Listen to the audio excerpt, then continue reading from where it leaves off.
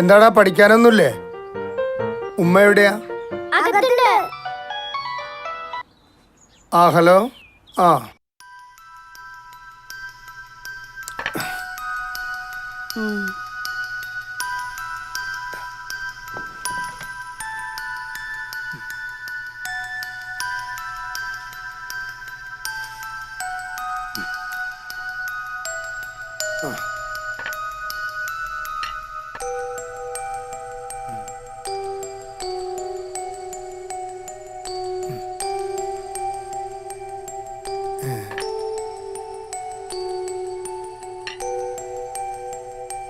എടി എന്താ ഇതൊക്കെ?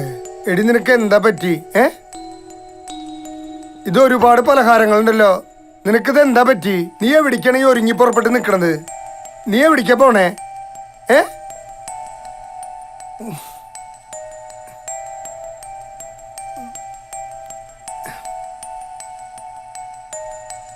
എടി ആബിദ, ടർക്കി എവിടെ? ഇക്ക പലഹാരം എല്ലാം കഴിച്ചോ? എല്ലാം എങ്ങനെയുണ്ട് കഴിച്ചിട്ട്? എല്ലാം എങ്ങനെ കഴിക്കാനാ? എല്ലാറ്റിന്നും കുറേശ്ശെ കഴിച്ചു. ഇക്ക എവിടെ ഇരുന്നേ? ഇരിക്കി. ഇതിലേത് പലഹാരത്തിന് ഏറ്റവും കൂടുതൽ രുചി? കാണാൻ പല മോഡല് പലഹാരങ്ങളുണ്ടെന്നുള്ളൂ, രുചിയൊക്കെ ഒന്ന് തന്നെയാ. നിനക്കിത് എന്താ പറ്റിയത്? എല്ലാം ഒരേ രുചി തന്നെയല്ലേ? ഇത് തന്നെ ഞങ്ങള് പെണ്ണുങ്ങള് പല വേഷത്തിലും പല വർണ്ണത്തിലും പല ചന്തത്തിലും ആണെന്നേ ഉള്ളൂ. ഇക്ക ഉദ്ദേശിച്ച ഗുണം ഒന്ന് തന്നെയാ. നീ എന്താ ഉദ്ദേശിച്ചത്? നീ എന്താ നിന്റെ മനസ്സിലിരിപ്പിച്ച തുറന്നു പറയേ. ദേ, അർത്ഥം വെച്ചിട്ടുള്ള സംസാരം എന്താ എനിക്ക് മനസ്സിലാവില്ല എന്നിട്ടാ. ദേ, കൊറേ നാളായി നീ തുടങ്ങിട്ട്. എനിക്ക് പ്രാന്തൊന്നുമില്ല. ചില കാര്യങ്ങൾ ഇക്കാനെ ബോധ്യപ്പെടുത്താനുണ്ട്. എന്ത് ബോധ്യപ്പെടുത്താനാടി? മനുഷ്യന് മനസ്സിലാവുന്ന ഭാഷ പറയടി. ഞാൻ ഉടുത്തൊരുങ്ങിട്ട് എങ്ങനെയുണ്ട്? ഭംഗിയുണ്ടോ? തേങ്ങ കൊല. നിനക്ക് എന്താടി തലയ്ക്ക് വട്ടായ? ഞാൻ പല പ്രാവശ്യം പറഞ്ഞു, എന്താണ് കാര്യം പറയേ. എനിക്ക് ഈ വീട്ടിൽ എപ്പോഴും ഉടുത്തൊരുങ്ങി നിൽക്കാൻ പറ്റില്ലേക്ക. എനിക്ക് ഈ വീട്ടിൽ നല്ല പണിയുണ്ട്. ഇക്കടെ കാര്യങ്ങൾ ഒരു കുറവില്ലാതെ നോക്കണം, കുട്ടികളെയും നോക്കണം. ഇതിനിടയ്ക്ക് വീട്ടിൽ ഉടുത്തൊരുങ്ങി നിൽക്കാൻ സമയമില്ലേക്ക. ഇക്ക ദേഷ്യം വരുമ്പോ എപ്പോഴും ചോദിക്കാറില്ല, നിനക്കെന്താ വീട്ടിൽ ഇത്ര പണിയെന്ന്? ഞങ്ങൾ പെണ്ണുങ്ങൾ എടുക്കുന്ന ജോലി സമയം കണക്കാക്കാൻ പറ്റത്തില്ല. ഒരു ദിവസം ആദ്യം എണീക്കുന്നതും അവസാനം കിടക്കുന്നതും ഞങ്ങൾ പെണ്ണുങ്ങളാ. അതിനൊരു പരാതിയില്ല. എന്നിട്ടോ തൊട്ടതിനൊക്കെ കുറ്റം പറിച്ചിലും. ഒരു നല്ല വാക്ക് പോലും പറയില്ല, ഒരു സപ്പോർട്ടും തരില്ല. ഞാൻ എന്ത് ചെയ്തെന്ന് നീ പറയുന്നേ? കാര്യം പറ നീ. അത് ഞാൻ പറയാം. എനിക്ക് പറയാനുള്ള കാര്യങ്ങൾ ക്ഷമയോടെ കേട്ട് ഇക്ക എനിക്ക് നല്ല മറുപടി തരണം. എന്താ കാര്യം? എനിക്ക് അത്യാവശ്യം പഠിപ്പും അറിവും നൽകി തന്നെയാണ് വീട്ടുകാരെന്നെ വളർത്തിയത്. ഞാൻ വിചാരിച്ചാൽ എനിക്ക് ജോലിയൊക്കെ കിട്ടും. അപ്പൊ ചന്തത്തിൽ അണിഞ്ഞൊരുങ്ങി നടക്കാനും പറ്റും. ഞാൻ വീട്ടിൽ ഒതുങ്ങി കൂടി നിൽക്കുന്നത് കുട്ടികളെ കാര്യം ശ്രദ്ധിച്ച് കട കാര്യങ്ങളും നോക്കാൻ വേണ്ടിയിട്ടാണ്. എന്റെ ആഗ്രഹം അത് തന്നെയാണ്. ഇതൊക്കെ എല്ലാ പെണ്ണുങ്ങളും ചെയ്യുന്ന. കുടുംബാവുമ്പോ അങ്ങനെയൊക്കെ ഉണ്ടാവും. നിന്റെയും കുട്ടികളുടെയും കാര്യങ്ങൾക്ക് ഒരു കുറവുണ്ടാവരുതെന്ന് കരുതിയ ഞാൻ ഈ കഷ്ടപ്പെടുന്നത്. നിന്നെ ജോലിക്ക് വിട്ട് ജീവിക്കേണ്ട ഗതികേടൊന്നും എനിക്കില്ല. ഇപ്പൊ ഒന്ന് നിവർന്നു നിൽക്കാനായപ്പോൾ എന്നെ കണ്ടുപിടിക്കുന്നില്ല. പത്രാസുള്ള പെണ്ണുങ്ങളെ കണ്ടപ്പോ കണ്ണു മഞ്ഞളിച്ചു അല്ലേ? ഏത് പത്രാസുള്ള പെണ്ണുങ്ങള്? എന്ത് മഞ്ഞളിച്ചു? ദേ, വേണ്ടാത്ത വർത്താനം പറയാൻ നിൽക്കരുത് നീ.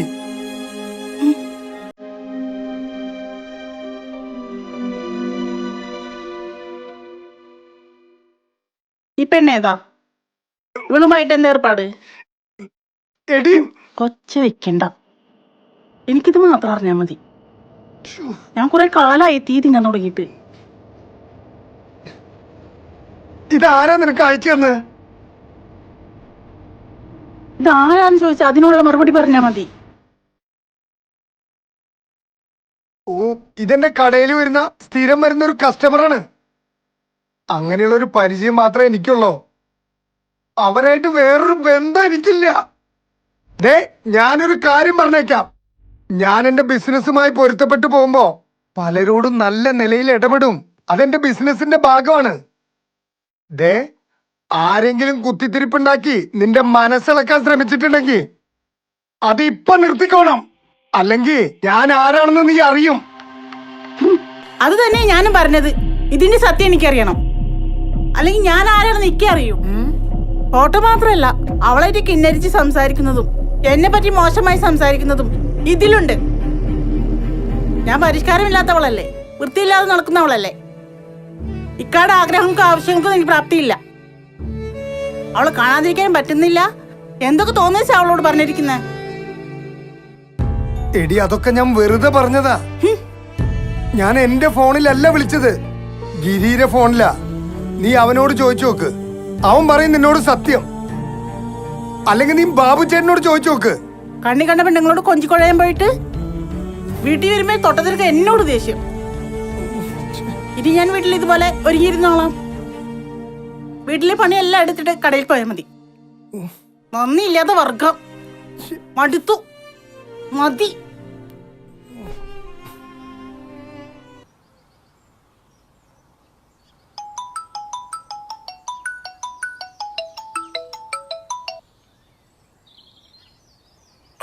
പപ്പ വേഗം വായോ, ഇവിടെ ഉമ്മിയും ഉപ്പിയും കൂടി ഭയങ്കര വഴക്കാ.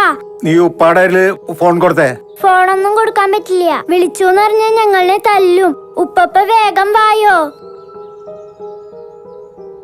ഇങ്ങടാടി.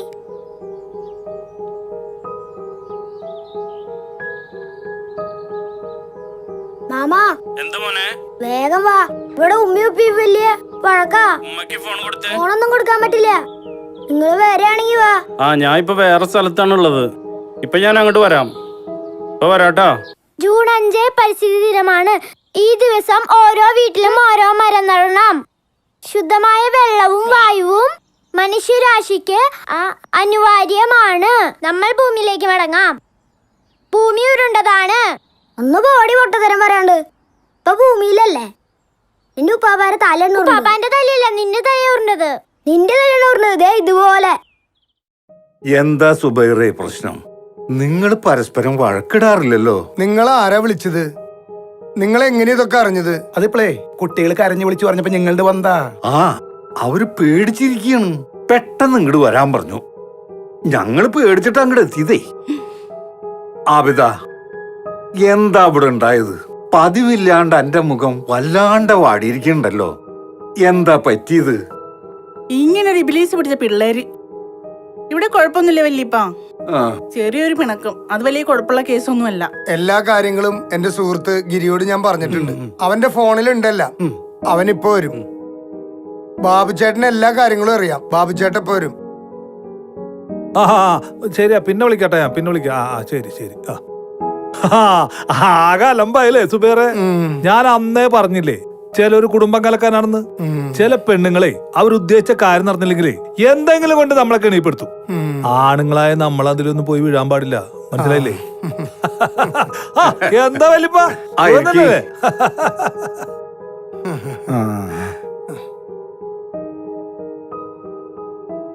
ആബിദ, സുബൈറിന്റെ ഭാഗത്ത് ഒരു തെറ്റ് പോലും ഉണ്ടായിട്ടില്ല. ആ പെണ്ണിന്റെ ഉള്ളിരിപ്പറിയാനേ ഞാൻ നിർബന്ധിച്ചിട്ടാണ് സുബൈർ ഫോൺ ചെയ്തത്. ഇതിലെ മുഴുവൻ കേട്ടാൽ ആബിദ മോളുടെ എല്ലാ തെറ്റിദ്ധാരണകളും മാറും. ഞാനിത് കേൾപ്പിച്ചു തരാം. അതെ, സുബൈർ ആദ്യം പറഞ്ഞത് ഇവിടെ കേക്കണ്ട, അവസാനം പറഞ്ഞത് കേൾപ്പിച്ചാ മതി.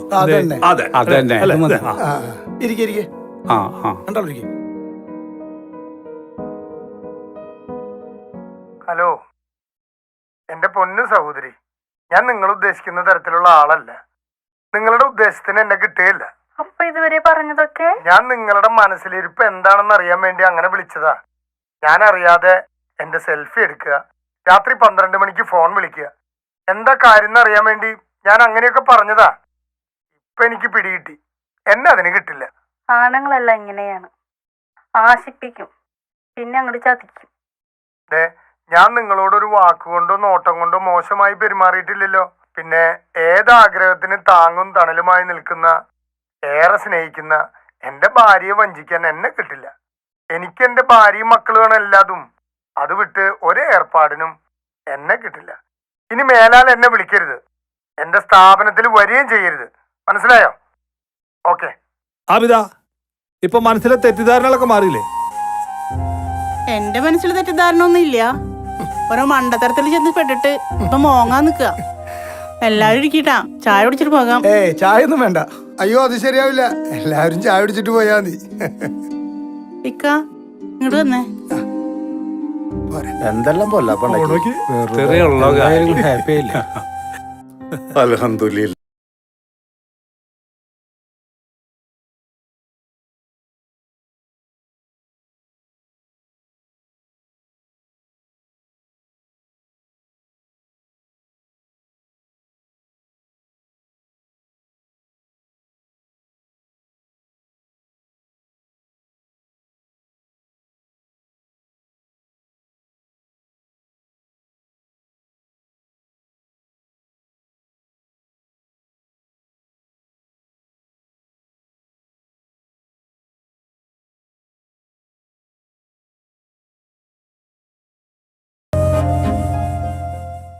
ആ എന്താ പ്രേമേച്ചിയെ? ഇവിടെ ആൾക്കാരെ കൂട്ടം കണ്ടപ്പോ കേറിയതാ.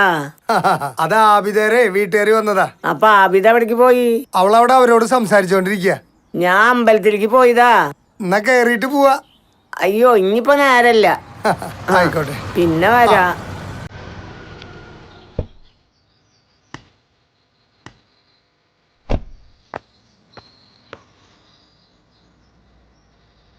ആബിദ, എന്തൊക്കെ ആബിദ, എന്താടി ഇത്? എന്താണ് എന്താ ഇവിടെ നടക്കണത്? എനിക്ക് നിന്നോടൊരു കാര്യം പറയാനുണ്ട്. കെട്ടിയോനും കെട്ടിയോളും കുട്ടികളൊക്കെ ആവുമ്പോ കുടുംബത്തിൽ ചില പ്രശ്നങ്ങളൊക്കെ ഉണ്ടാവും. അതിന് ആൾക്കാരെ വിളിച്ചു കൂട്ടിയിട്ട് ഇടങ്ങേറുണ്ടാക്കല്ല പണി. അവനെ നിന്റെ കെട്ടിയോനാ. അവൻ നയിച്ച് നിന്നെ നിന്റെ കുട്ടികളെയും കുടുംബം നോക്കുന്നവനാ. നീ വെറുതെ വേഷം കെട്ടി നിൽക്കരുത് കേട്ടോ. ഇല്ലേക്കാ, ഇത് വിഷയൊന്നുമില്ല, അതെല്ലാം കഴിഞ്ഞില്ലേ. നിങ്ങളൊക്കെ നല്ല നിലയിൽ ജീവിച്ചു പോകുന്നത് കണ്ട് മനസ്സമാനത്തോടെ കഴിഞ്ഞു പോണതാ ഞങ്ങള്.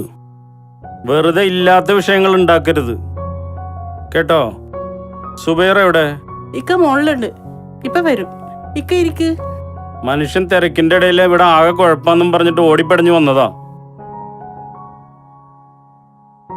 എല്ലാരും ഇങ്ങോട്ട് വരി. അങ്ങോട്ട് പോരെ. അഡ്ജസ്റ്റ് ഇവിടെ കുത്തിരിക്ക. അല്ല വെറുതെ ആവശ്യമില്ലാണ്ട് കല്ലൂടാക്ക. അതെന്തായാലും സോൾവ് ആയി. ഈ ചെറിയ ചെറിയ പ്രശ്നങ്ങളൊക്കെ എല്ലാ വീട്ടിലുണ്ടാവും. അത് കണ്ടില്ല കേട്ടില്ല എന്ന് വെച്ചിട്ട് മുന്നോട്ട് പോണം. അത് വേണം. അല്ലാതെ ഈ വാശിക്കൊപ്പം തർക്കിക്കാൻ നിന്നാൽ ഒന്നിനൊരു പരിഹാരം ഉണ്ടാവില്ല. പടച്ചോ നമുക്ക് ഭൂമിയിൽ ജീവിക്കാൻ കുറച്ച് ദിവസങ്ങളെ തന്നിട്ടുള്ളൂ. അത് പരസ്പരം കലഹിച്ചും പോരടിച്ചും തീർക്കാണ്ട് സന്തോഷത്തോടു കൂടിയിട്ട് ജീവിച്ചു തീർക്കല്ലേ വേണ്ടത്. ഒരു നാള് നമ്മളെല്ലാരും മണ്ണടിഞ്ഞു പോകും. ഈ കടുംപിടുത്തവും വിദ്വേഷവും ഉപേക്ഷിച്ചിട്ട് സഹജീവികളെ സ്നേഹിച്ചും സഹായിച്ചും പോണതല്ലേ നല്ലത്. ആ ഒരു തിരിച്ചറിവ് മനുഷ്യനുണ്ടാവണം. ഒരാളുടെ ജീവിതശൈലിയല്ല മറ്റുള്ളവരുടെ. ഓരോരുത്തർക്കും വെവ്വേറെ പ്രശ്നങ്ങളല്ലേ. എന്റെ കാര്യം തന്നെ നോക്കിയേ. എന്റെ ആദ്യത്തെ കെട്ടിയോള് ഒരു പാവാ. കന്നാലിരെ പോലെ പണിയെടുക്കും. എന്റെ ഉപ്പാനും ഉമ്മാനും നല്ല പോലെ നോക്കായിരുന്നു. അതെ, അവളെ ഓടിപ്പിച്ചു എന്റെ ഉമ്മയും പെങ്ങന്മാരും കൂടിയിട്ട്. സ്ത്രീധനം കിട്ടിയത് പോരാ, കുടുംബ മഹിമ പോരാ എന്നിങ്ങനെ ഓരോന്നും പറഞ്ഞ് അതിനൊരു സൗകര്യം കൊടുത്തിട്ടില്ല. അതാണെങ്കിൽ എന്നെ ഇട്ടിട്ടും പോയി. പിന്നെ ഞാൻ എന്തേലും പറഞ്ഞ ഉമ്മ തുടങ്ങും. നിന്നെ ഞാൻ 10 മാസം ചുമന്നില്ലേ, കയ്യും കാലും വളർത്തിയില്ലേ, പായയിലും മടിയിലും പറമ്പിലൊക്കെ തൂറിയത്. ഓ, ഇതൊക്കെ പറഞ്ഞ് നെഞ്ഞത്തടിച്ച് നിരോളിക്കാൻ തുടങ്ങും. എന്താ ചെയ്യാ, നമ്മടെ പെറ്റ തള്ളയായി പോയില്ലേ. 10 പേർക്ക് അന്നദാനം കൊടുത്തുകൊണ്ടോ വ്രതമെടുത്ത് ആരാധനാലയത്തിൽ പോയത് കൊണ്ടോ ഒരു പുണ്യം കിട്ടില്ല. മാതാപിതാക്കൾക്ക് ഭക്ഷണം കൊടുത്തും മരുന്നും കൊടുത്തും കൂടെ നിർത്തി പരിരക്ഷിക്കണം. ഇപ്പൊ എനിക്ക് ഒരു കുഴപ്പമില്ല. ഉമ്മയാണെങ്കിലാ ടിവിയുടെ മുമ്പിൽ ഇങ്ങനെ ഇരിക്കും. എന്റെ കെട്ടിയോളാണെങ്കിലാ ഈ മൊബൈലിൽ കുത്തി കുത്തി ചുണ്ണാമ്പ് തേച്ചിരിക്കും. എന്നാലാ ഉമ്മയും മരോളും നേർക്ക് നേരെ കണ്ടാലേ പൂച്ചേനെ എടുത്ത് നായരെ മോന്തിക്ക് വെച്ചാല് മൊരണ്ടോണ്ടിരിക്കും. എനിക്കിപ്പോ ഒരു കുഴപ്പമില്ല. പെൺവീട്ടുകാരുടെ കുടുംബമഹിമ ഭർത്താവിന്റെ വീട്ടിൽ പറയാതിരിക്കുക. ഭർത്താവിന്റെ വീട്ടിലെ പോരായ്മകളും കുറ്റങ്ങളും കുറവുകളും ഇഴപിരിച്ച് പരിശോധിച്ച് പുച്ഛിക്കാതിരിക്കുക. വിവാഹിതരായി കഴിഞ്ഞാൽ ഏറ്റക്കുറവുകൾ പരസ്പരം സഹകരിച്ച് ജീവിതം മുന്നോട്ട് കൊണ്ടുപോകണം. അത് ശരിയാ. സമ്പത്തും സൗന്ദര്യവും നോക്കി വിവാഹ കച്ചവടം ഉറപ്പിച്ച് പുതുമോടി തീരുന്നതിന് മുമ്പേ വിവാഹമോചനത്തിന് കേസും കൂട്ടാൻ നടക്കും. പൊങ്ങച്ചം കാണിച്ചതും ആർഭാടം കാണിച്ചതും ഒക്കെ വെറുതെ ആയിട്ട് തീരുകയും ചെയ്യും. 10,000-കണക്കിന് വിവാഹമോചന കേസുകളല്ലേ ഈ കുടുംബ കോടതിയിലൊക്കെ കെട്ടിക്കിടക്കണത്. എന്തേ അല്ലേ? അതെ. ഇല്ലേ നീ കാരണാന്നാണ് ഇപ്പൊ പറച്ചില്ലേ. നീ എന്തൊക്കെയോ ഓരോ പുലിവാലുകള് നിൽക്കാൻ ചതച്ച പാണ്ടായി. നല്ലത് ചെയ്യാൻ ചപ്പോ ഞാൻ കുറ്റക്കാരനായി. ഇതൊരാളും അറിയാതെ അവസാനിപ്പിക്കാൻ എത്രയോ മാർഗങ്ങളുണ്ടായിരുന്നു. ആ പെണ്ണിനോട് കൊഞ്ചു കൊഴഞ്ഞ് സംസാരിക്കലല്ല ശരി. ഞാൻ സുബൈറിന്റെ കുടുംബം കലക്കാൻ ശ്രമിക്കുവോ? കാര്യത്തിന്റെ പോക്ക് ശരിയല്ലെന്ന് തോന്നിയപ്പോ ഞാൻ ആ പെണ്ണിനെ ഭീഷണിപ്പെടുത്തി. അതാ കുഴപ്പമായത്. നമ്മുടെ പ്രവൃത്തിയും നമ്മുടെ വാക്കുകളും നല്ലതാണോ ചീത്തയാണോ എന്ന് വിലയിരുത്തുന്നത് മറ്റുള്ളവരാണ്. ഏത് കാര്യവും നമ്മൾ ചെന്ന് ഏർപ്പെടുമ്പോൾ ഒരു വട്ടം ആലോചിക്കണം. ഓടി ചെന്ന് ചേമ്പ് പറിച്ച താളെ കയ്യെ പോരൂ. കടയും വിത്തും കിട്ടണമെങ്കിൽ നമ്മൾ ആട്ടിപ്പറിക്കണം. നമ്മൾ എത്ര നല്ല കാര്യം ചെയ്തിട്ടും കാര്യമൊന്നുമില്ല. ചെയ്യുന്ന കാര്യം നല്ല രീതിയിൽ ചെയ്തില്ലെങ്കിൽ കുടം കമിച്ച് വെള്ളമൊഴിച്ച പോലെയാകും. ഹായ്. ആ നിങ്ങൾ ഇവിടെ നിൽക്കുക. ആ ഫോൺ ആബിദാനെ കേൾപ്പിക്കാനായത് നന്നായി. ഈ ഒരു നിസ്സാര കാര്യം മതി ഒരു കുടുംബം കലങ്ങാൻ. ആ പെണ്ണിനെ സൂചിപ്പിച്ച് സംസാരിച്ച് ശരിയായില്ല. എന്തെങ്കിലും സംഭവിച്ചാൽ ആ സംഭാഷണം ആ പെണ്ണ് പോലീസ് സ്റ്റേഷനിൽ കേൾപ്പിച്ചാൽ എന്തുണ്ടാവുക? പ്രശ്നം ഇവിടെ കൊണ്ട് തീരുവോ? ആ പെണ്ണിന്റെ ഭർത്താവിന് അതിന്റെ സംശയമാണത്രേ. അതിന് ഈ മാർഗം സ്വീകരിക്കുക ഒക്കെ കണക്കാ. സംശയരോഗം തന്നെ ഒരു മാറാവിപത്താണ്. പങ്കാളിയുടെ മാനസികവും ശാരീരികമായ ഘടനകള് അതിനനുസരിച്ച് വേണ്ടേ പങ്കാളിയെ തിരഞ്ഞെടുക്കാൻ? ദാമ്പത്യ അച്ചടക്കത്തെ കുറിച്ച് അറിവില്ലായ്മ. അതെ, നിങ്ങൾ സംസാരിച്ചിരിക്കും. ഞാൻ അങ്ങോട്ടൊന്ന് പോട്ടെ. ആ ശരി. അപ്പൊ എല്ലാ കാര്യത്തിലും ഒരുമിച്ച് അങ്ങോട്ട് ചെയ്യാം അല്ലേ? പിന്നെന്താ എന്നാ പ്രശ്നം? എല്ലാവരും വാ, ചായ കുടിക്കാം. ചായ കുടിക്കാം. കുടിക്കാം. എന്നാ കുടിക്കാം.